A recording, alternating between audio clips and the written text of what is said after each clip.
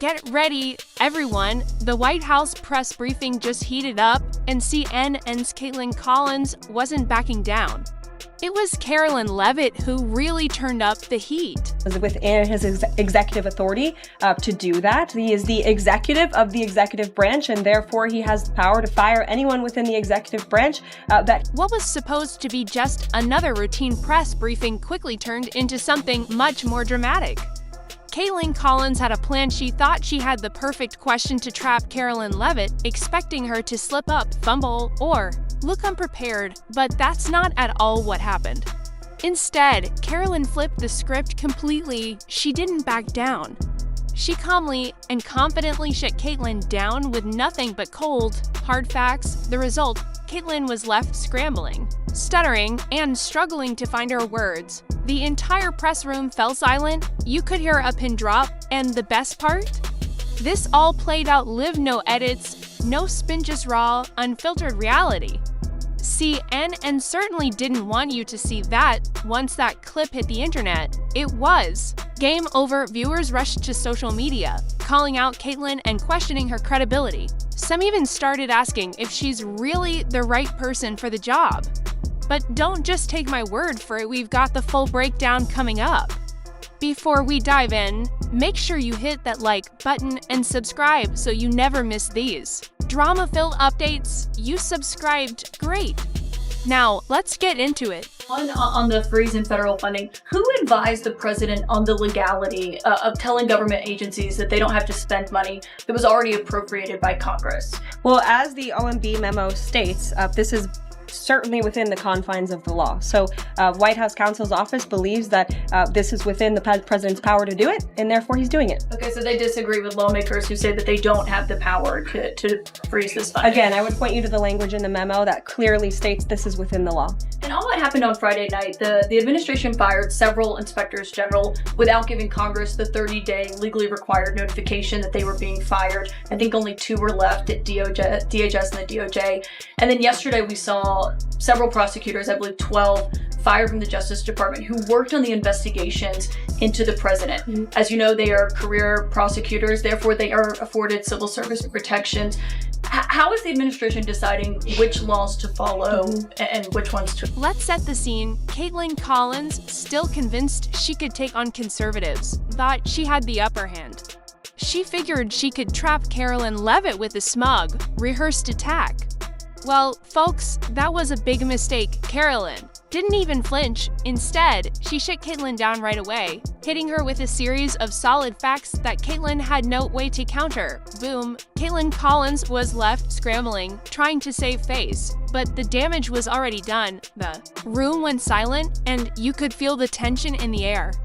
Kaitlan's face said it all. She knew she had just been outplayed. So it is the belief of this White House and the White House counsel's office that the president was within his executive authority to do that. He is the executive of the executive branch, and therefore he has the power to fire anyone within the executive branch that he wishes to.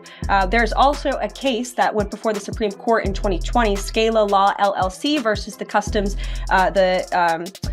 Bureau Protection. I would advise you to look at that case, and that's the legality that this White House was resting on. So you're confident that if they bring lawsuits against you, the prosecutors were fired, that they will succeed? We will win in court, and yes. Did he personally direct this, given they worked on the classified documents investigation and the election interference investigation? This was a memo that went out by the Presidential Personnel Office, and the president is the leader of... Karoline even let out a small, amused laugh because, honestly, it was just too easy.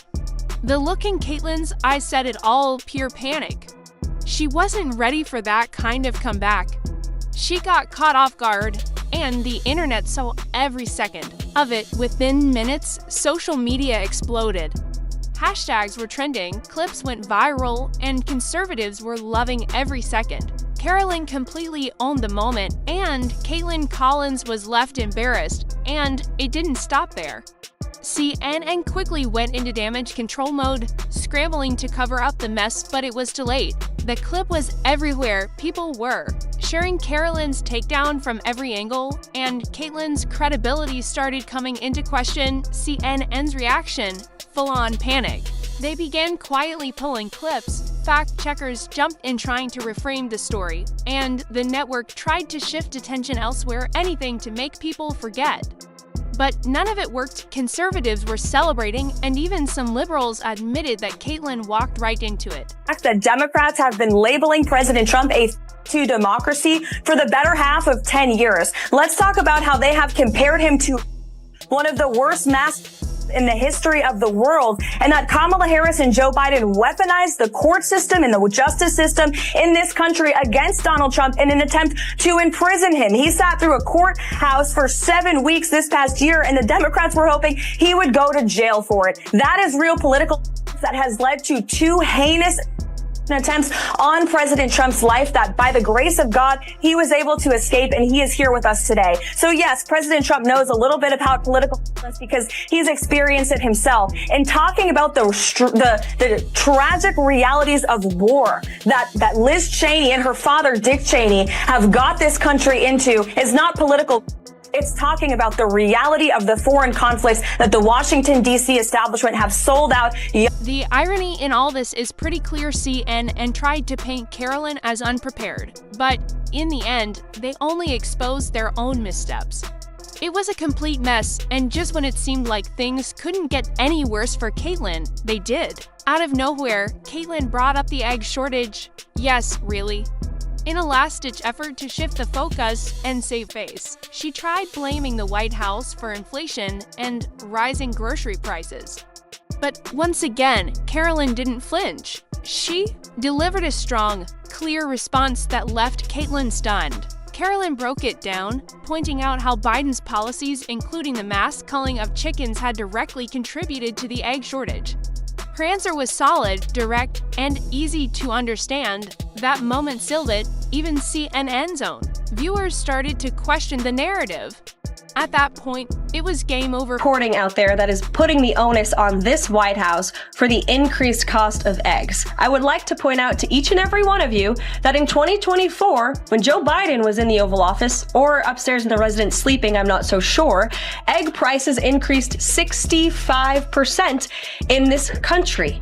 We also have seen the cost of everything, not just eggs. Bacon, groceries, gasoline have increased because of the inflationary policies of the last administration. As far as the egg shortage, what's also contributing to that is that the Biden administration and the Department of Agriculture directed the mass killing of more than 100 million chickens, which has led to a lack of chicken supply in this country, therefore a lack of egg supply, which One Twitter user summed it up perfectly. Imagine being embarrassed this badly in front of the whole country. In just under 3 minutes, Karoline Leavitt shut down Kaitlan Collins so completely it felt like a career-ending moment. Even CNN's own producers were probably shaking their heads.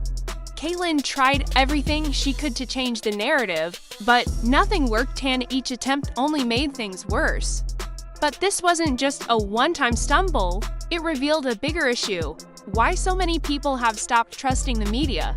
Time and again, outlets like CNN go after conservatives thinking they'll crack under pressure. But Karoline proved they won't. She stayed calm, clear, and confident while Kaitlan and CNN looked unprepared and out of touch. People are tired of the media twisting facts and acting like they always know best. This moment showed what happens when someone actually pushes back with real answers. Kaitlan looked overwhelmed, and CNN is now stuck trying to recover. Meanwhile, Karoline Leavitt has only gained more respect. Are saying to this very day the same rhetoric that led to those 2 attempts. The second attempt on President Trump's life echoed the sentiment that President Trump is a democracy. And if you're a deranged lunatic and you're mentally ill, you will believe that lie, and yes, you will take political like we have seen in 2 instances against President Trump. Tim Walz and Kamala Harris said that everyone who showed up to President Trump's rally at Madison Square Garden was a...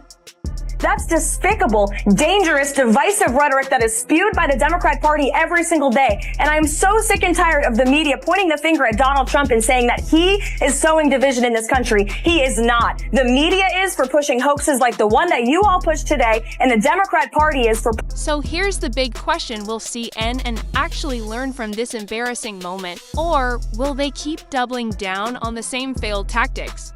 Either way, one thing's clear, Karoline Leavitt just set a new standard when it comes to holding the media accountable. And for CNN, that's a nightmare they won't be waking up from anytime soon. Now, it's your turn. Did Karoline just deliver the biggest takedown of the year? Did Kaitlan's reaction show how desperate CNN has become, and can the mainstream media ever recover from this growing trust problem? Drop your thoughts in the comments and let us know what you think. And before you go, don't forget to hit that like button and subscribe so you never miss a major moment like this. Thanks for watching, and we'll see you next time.